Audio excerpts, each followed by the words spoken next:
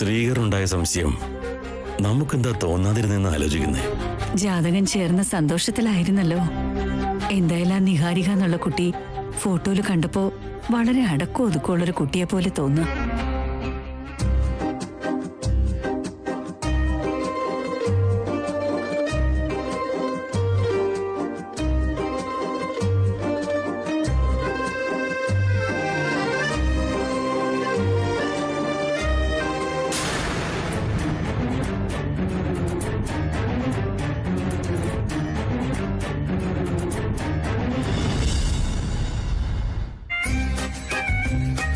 രണ്ടു കൂട്ടർക്കും ഇഷ്ടപ്പെട്ടു.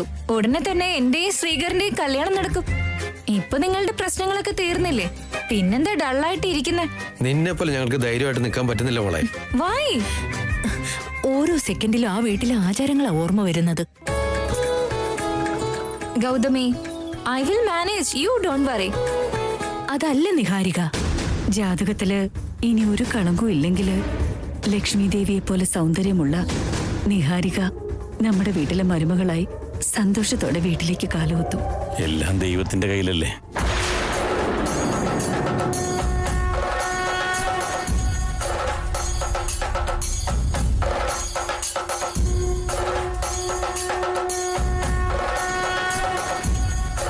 സാർ,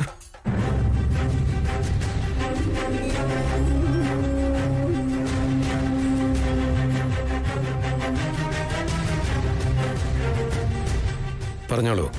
നമ്മുടെ കൊട്ടാരക്കരയില് ഒരു ശിവക്ഷേത്രം ഉണ്ടാക്കുന്നുണ്ട്. നിങ്ങളുടെ ഭാഗത്തുനിന്ന് എന്തെങ്കിലും സംഭാവന? ഗൗതമി, ചെക്ക് ബുക്ക് എടുത്തോണ്ട് വാ. ശരി ഏട്ടാ. നിക്ക് ഗൗതമി.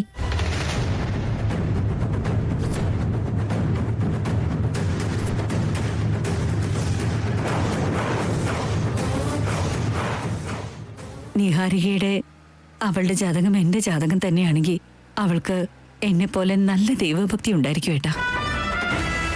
അമ്പലം ഉണ്ടാക്കുന്ന ഗോപുരം ഉണ്ടാക്കുന്ന ഞങ്ങൾ പറഞ്ഞില്ലല്ലോ. അപ്പൊ പിന്നെ ഞങ്ങൾ എന്തിനാ ഡൊണേഷൻ തരുന്നേ? നിഹാരിക, അങ്ങനെയൊന്നും പറയല്ലോ മോളെ, തെറ്റാണ്. ഞാൻ പറയട്ടെ, ടെമ്പിൾ എന്ന് പറയുന്നത് ഞങ്ങൾക്ക് റെഗുലർ നെസസിറ്റി അല്ല, വീക്കെൻഡ് എന്റർടൈൻമെന്റും അല്ല. സോ ഞങ്ങൾ പൈസ തരില്ല. നിങ്ങൾ പോവാൻ നോക്ക്. മോളെ, അമ്പലം എന്ന് വെച്ചാൽ അത് എന്റർടൈൻമെന്റ് അല്ല മോളെ, അത് പവിത്രമായൊരു സ്ഥലമാണ്. അങ്ങനെ ഒരു സ്ഥലം ഞങ്ങൾക്ക് ആവശ്യമില്ല. You can go.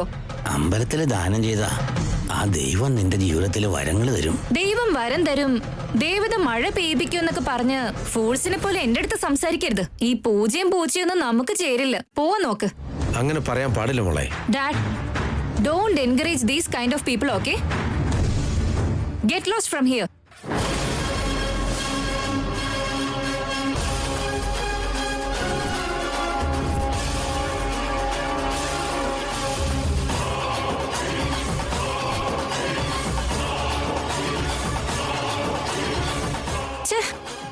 മൊത്തം മൂഡ് സ്പോയിൽ ചെയ്തു. ഞാൻ റൂമിലേക്ക് പോയി എക്സസൈസ് ചെയ്യട്ടെ.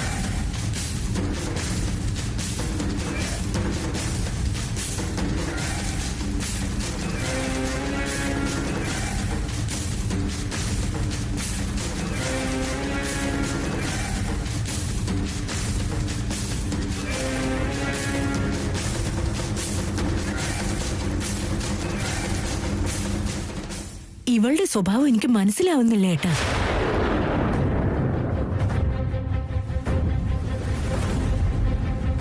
Hello Shekhar sir.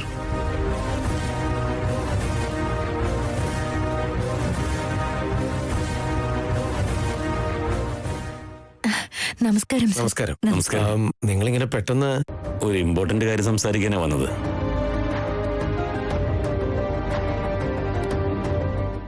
അകത്തേക്ക് വരൂ. എങ്കിൽ അകത്തേക്ക് വരൂ. വാ.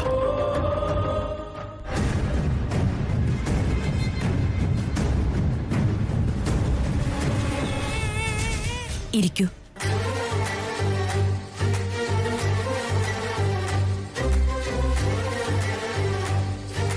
ഗൗതമി, കോഫി എടുത്തോണ്ട് വാ.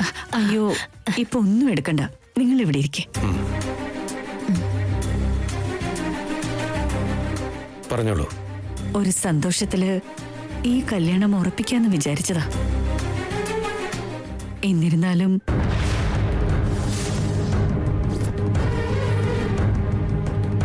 ഇപ്പൊ എന്തെങ്കിലും പ്രശ്നമുണ്ടോ? ഒരു സംശയം. എന്താണത്? നിങ്ങളുടെ മകളുടെ ജാതകത്തെക്കുറിച്ച് നിങ്ങൾ പറഞ്ഞതൊക്കെ സത്യമാണോ അല്ലയോ എന്ന്.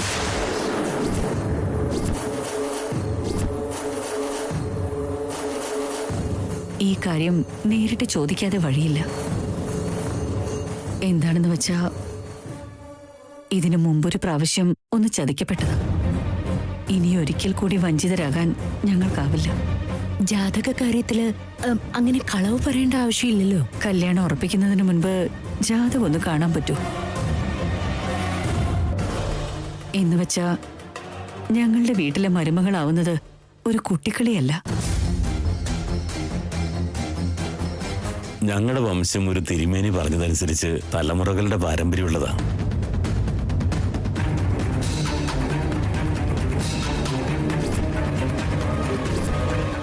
അദ്ദേഹം ദേഹം വെടിഞ്ഞതിന് ശേഷം ശിഷ്യന്റെ നിർദ്ദേശാനുസരണം മുന്നോട്ട് പോകുന്നേ.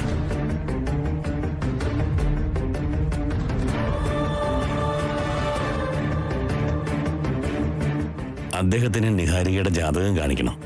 ഒരു തടസ്സവുമില്ലെന്ന് പറഞ്ഞാൽ മുന്നോട്ട് പോകാം. സത്യങ്ങൾ ഞങ്ങൾക്ക് ബോധ്യപ്പെട്ടാലേ കല്യാണം നടക്കുള്ളൂ. ആയിക്കോട്ടെ, ഞങ്ങൾക്ക് ഒരു എതിർപ്പുമില്ല. ജസ്റ്റ് നിഹാരികയെന്ന് വിളിക്കാമോ?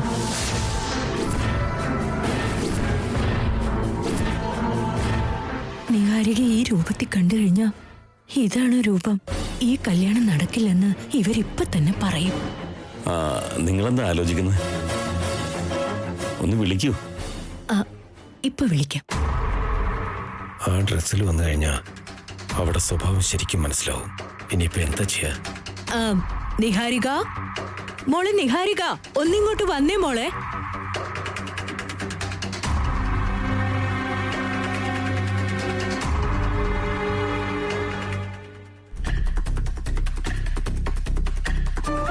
നിഹാരിക, മോളെ നിഹാരിക, മോളെ നിഹാരിക, നീ ഇങ്ങോട്ടൊന്ന് വന്നേ മോളെ.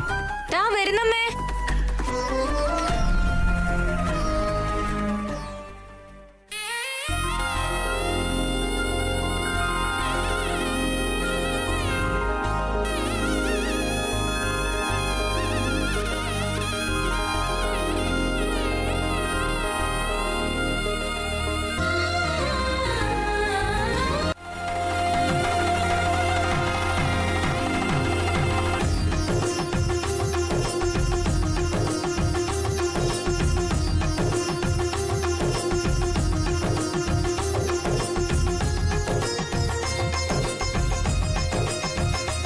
എന്താ അമ്മേ? ശ്രീകരന്റെ പേരൻസാ മോളെ. ആണോ?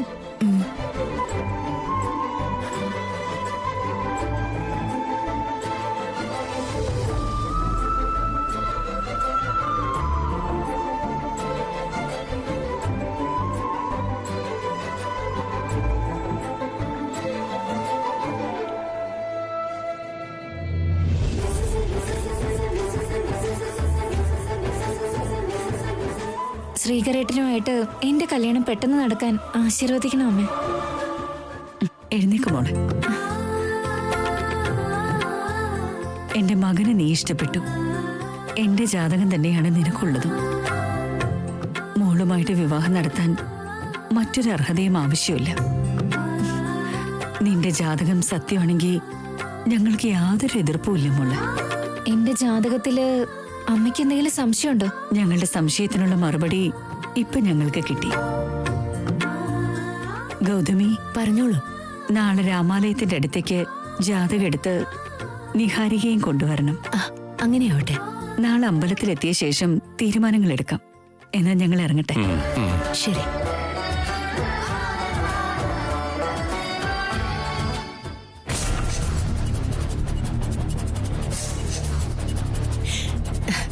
ആ ഡ്രസ്സിൽ തന്നെ നീ വരുമെന്ന് പേടിച്ചിരിക്കുവായിരുന്നു. കാര്യം മനസ്സിലായപ്പോ ഈ വേഷത്തിൽ വന്നു. അവരാണെങ്കിൽ ഭാവി മരുമകളെ കുറിച്ച് ഓരോ സെക്കൻഡിലും സ്വപ്നം കാണുന്നവരാ. ആകാശത്തോളം പ്രതീക്ഷകളും ഉണ്ട് അവർക്ക്. നിന്റെ ആറ്റിറ്റ്യൂഡ് ആണെങ്കിൽ ഇങ്ങനെയും. നീ ആ വീട്ടിലേക്ക് പോയാ എന്താകുമെന്ന് ഓർക്കുമ്പോ തന്നെ പേടിയാവുന്നുണ്ട് നിഹാരിക. കല്യാണം കഴിഞ്ഞാ എല്ലാം സെറ്റായിക്കോളൂന്നേ.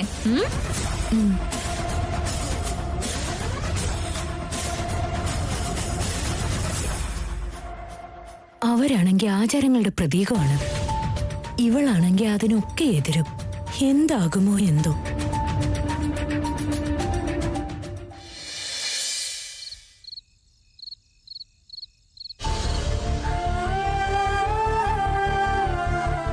ഞാൻ ഫോൺ ചെയ്തിട്ട് 24 മണിക്കൂറായി. ഇത്ര നേരമായിട്ട് അദ്ദേഹത്തിന്റെ അടുത്തൊന്നും ഒരു മറുപടിയും വന്നില്ല. ഇത്രയും നാളത്തെ ഞങ്ങളുടെ ജീവിതത്തില് ഇതുവരെ ഇങ്ങനെ ഉണ്ടായിട്ടില്ല.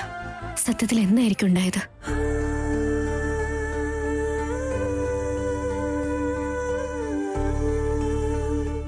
അവനി,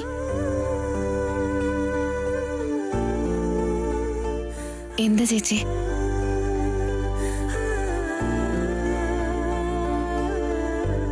എന്നോട് നീ എന്തെങ്കിലും മറയ്ക്കുന്നുണ്ടോ? വന്നപ്പോ മുതലേ ഞാൻ നിന്നെ ശ്രദ്ധിക്കുന്നുണ്ട്. നീ എന്തൊക്കെയോ മനസ്സിൽ മറച്ചു വെക്കുന്നത് പോലെ എനിക്ക് തോന്നുന്നു. അങ്ങനെയൊന്നും ഇല്ലല്ലോ ചേച്ചി. വന്ന ആദ്യ ദിവസം തന്നെ നിനക്ക് പണ്ടത്തെ പോലെ സന്തോഷമൊന്നും ഇല്ലല്ലോ എന്ന് സൗമ്യ എന്നോട് ചോദിച്ചു. അത്ര ചെറിയ കുട്ടിക്ക് പോലും നിന്റെ മനസ്സിന്റെ സങ്കടം മുഖത്ത് കാണാൻ കഴിഞ്ഞു. നീയാണെങ്കിൽ ഒന്നുമില്ലാന്നും എന്നോട് പറയുന്നു. ഇവിടെ വന്നത് മുതൽ കുറച്ച് ദിവസത്തോളം നീ നിന്റെ ഫോൺ എവിടെയെങ്കിലുമൊക്കെ വെച്ചിട്ട് പോകുമായിരുന്നു. ശ്രീകർ വിളിച്ചാൽ പോലും നീ അതൊന്നും എടുത്തു നോക്കാറ് പോലും ഇല്ലായിരുന്നു. ഇന്ന് രാവിലെ മുതലേ ഞാൻ ശ്രദ്ധിക്കുക, നീ എവിടെ പോയാലും നിന്റെ ഫോൺ കയ്യിൽ നിന്ന് വെക്കുന്നതേ ഇല്ല. ശ്രീകറിനെ നീ വിളിച്ചുകൊണ്ടേയിരിക്കുന്നു. ശ്രീകറിനും നിനക്കും ഇടയിൽ എന്തെങ്കിലും വഴക്കുണ്ടായോ? അങ്ങനെയൊന്നും ഇല്ല ചേച്ചി. പിന്നെ നീ എന്തിനാ ഇങ്ങനെ വിഷമിച്ചിരിക്കുന്നേ? ചേച്ചി, എനിക്കൊരു കുഴപ്പമില്ല. എത്ര വിഷമമുണ്ടെങ്കിലും നിന്റെ മുഖത്തൊരു ചിരിയുണ്ടായിരുന്നു. എത്ര ബുദ്ധിമുട്ടുണ്ടെങ്കിലും ബാധ്യതകളുണ്ടെങ്കിലും സ്വാതന്ത്ര്യം ഉള്ളതുപോലെയായിരുന്നു നിന്റെ പെരുമാറ്റം. ഇപ്പൊ നിന്നിൽ എനിക്കതൊന്നും കാണാൻ കഴിയുന്നില്ല. എന്നോട് പറയാൻ പറ്റാത്ത എന്തെങ്കിലും കാര്യങ്ങൾ നിനക്കുണ്ടെന്ന് ഞാൻ വിചാരിക്കുന്നില്ല. അങ്ങനെയൊന്നും ഇല്ല ചേച്ചി. ഞാൻ വളരെയധികം സന്തോഷവതിയാ. കേട്ടില്ല ചേച്ചി?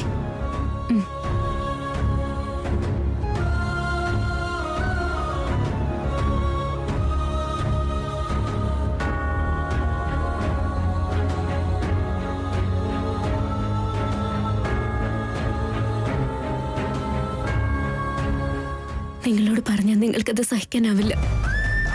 എല്ലാ കാര്യങ്ങളും നിങ്ങളുടെ അടുത്ത് പറഞ്ഞിരുന്ന ഞാനിപ്പോ എന്റെ ഭർത്താവിന്റെ വീട്ടിൽ നടന്ന കാര്യങ്ങള് പറയാതെ ഇരിക്കുന്നു. ഒരാള് സന്തോഷമായിട്ടിരിക്കുന്നത് പോലെ അഭിനയിക്കുന്നതും തമ്മിലുള്ള വ്യത്യാസം തിരിച്ചറിയാനാവാത്തൊരു പൊട്ടിയല്ല നിന്റെ ചേച്ചി. എന്തൊക്കെയോ ഒരുപാട് കാര്യങ്ങൾ നിന്റെ മനസ്സിലുണ്ട്. എന്നോട് കാര്യങ്ങൾ പറയുന്നത് വരെ അത് ഞാൻ വെറുതെ വിടില്ല. ഉറപ്പായിട്ടും ഞാനത് കണ്ടുപിടിക്കും.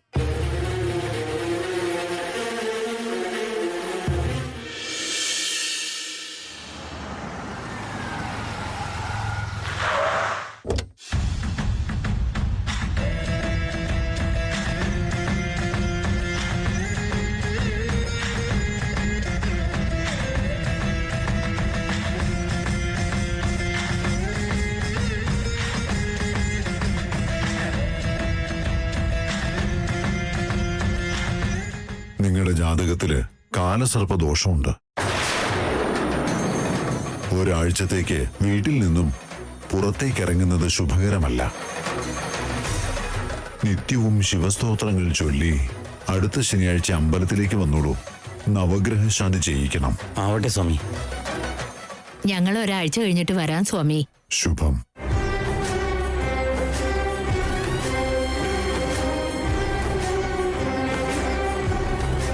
നമസ്കാരം സ്വാമി. ഇരുന്നോളൂ.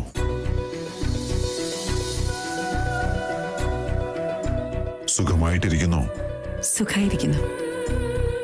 ഒരു കാലത്ത് ഞങ്ങളുടെ ഗ്രാമങ്ങളിൽ ദാരിദ്ര്യം താണ്ഡവമാടിയപ്പോ ഗുരുസ്വാമി നമുക്ക് പരിഹാരം കാണിച്ചു തന്നത് വഴി ഞാൻ ഇവരുടെ വീട്ടിലെ മരുമകളായി വന്നു. വരണ്ട ഭൂമി ഫലഭൂയിഷ്ടമായ ഭൂമിയായി മാറാൻ ഞാൻ കാരണമായി. എന്റെ ജാതകത്തിൽ പിറന്നൊരു പെൺകുട്ടിയെ നാളുകൾക്ക് ശേഷം ഞങ്ങൾക്ക് കിട്ടി. പക്ഷെ അക്കാര്യത്തില് ഞങ്ങൾക്ക് ചില സംശയങ്ങളുണ്ട് സ്വാമി. അങ്ങ് അത് തീർക്കണം. അവിടുത്തെ സംശയം എന്താന്ന് പറഞ്ഞാലും. വരാന്ന് പറഞ്ഞവർ ഇതുവരെ എത്തിയില്ല. അവര് വന്ന ശേഷം ഞങ്ങൾ ഇവിടെ വന്ന് കാണാം. എങ്കിൽ അങ്ങനെ ആവട്ടെ.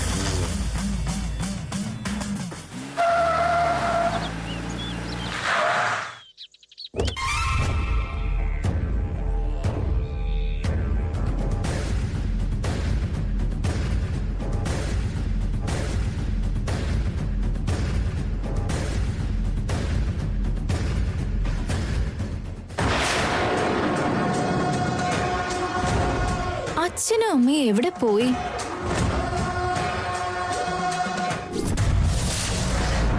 How dare you!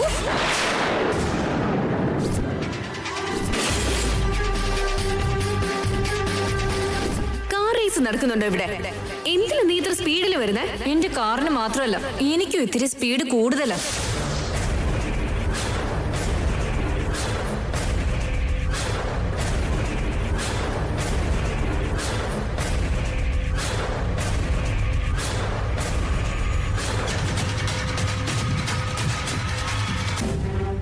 അത്ര അഹങ്കാരത്തോടെയും സ്വാർത്ഥതയോടെയും സംസാരിച്ച ഒരാള് ഇത്ര അച്ചടക്കത്തോടെ അമ്പലത്തിൽ വരുന്നത് എന്തോ പന്തികേടുണ്ടല്ലോ. അതെന്തിനാണെന്ന് അറിയണം.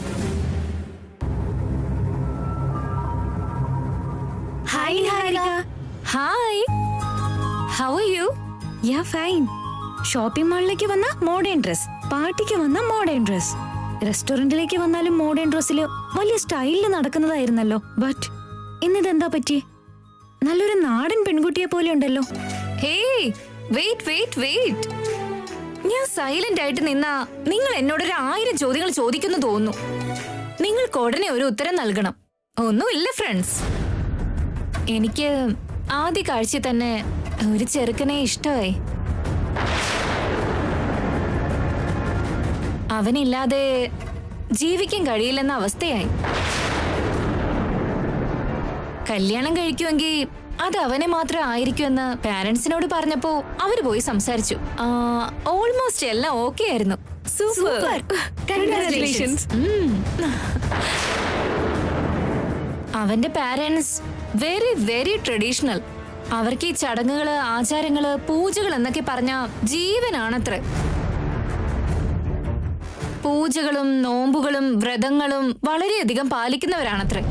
വരാൻ പോകുന്ന ഈ മരുമകളും അവരെ പോലെ തന്നെ ആവണമെന്നാണ് അവരുടെ റിക്വയർമെന്റ്. അതുകൊണ്ട് അവരുടെ സെന്റിമെന്റ്സ് കാരണം വേറെ വഴിയില്ലാതെ എനിക്ക് എന്റെ മോഡേൺ ലുക്കപ്പ് ഉപേക്ഷിക്കേണ്ടി വന്നു. ഇഷ്ടപ്പെട്ട ഒരാളെ സ്വന്തമാക്കുന്നതിന് വേണ്ടി ഇങ്ങനെ റെഡിയാകേണ്ടി വന്നു. അപ്പോ നമ്മുടെ നിഹാരിക ഇനി മുതൽ ഇങ്ങനെ ആയിരിക്കും ദർശനം തരികയെന്നർത്ഥം. സാരി ഉടുത്താലും ഞാൻ സുന്ദരി തന്നെയല്ലേ. പിന്നെ ഭർത്താവിന്റെ വീട്ടില് അവര് പറയുന്നത് പോലെ പെരുമാറിയ എന്റെ ദാമ്പത്യം കാലാകാലം നിലനിൽക്കില്ലേ എന്ന് പറയൂന്ന് കരുതിയോ?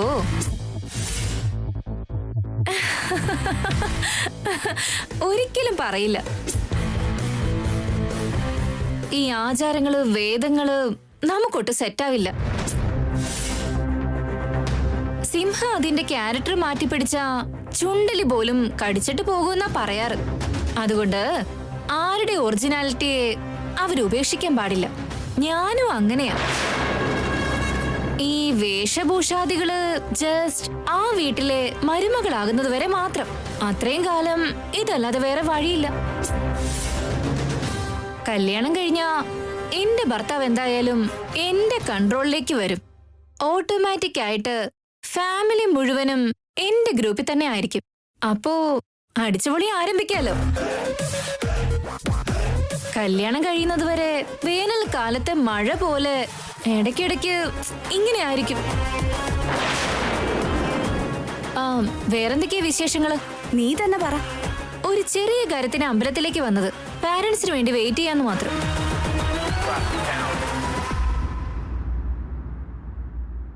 ഇവളേത് വീട്ടിലെ മരുമകളായാലും ആ വീടും അവിടുത്തെ വീട്ടുകാരും എന്തായാലും ഒരുപാട് ബുദ്ധിമുട്ടേണ്ടി വരും.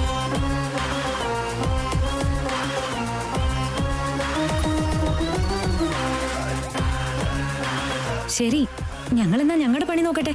Bye bye.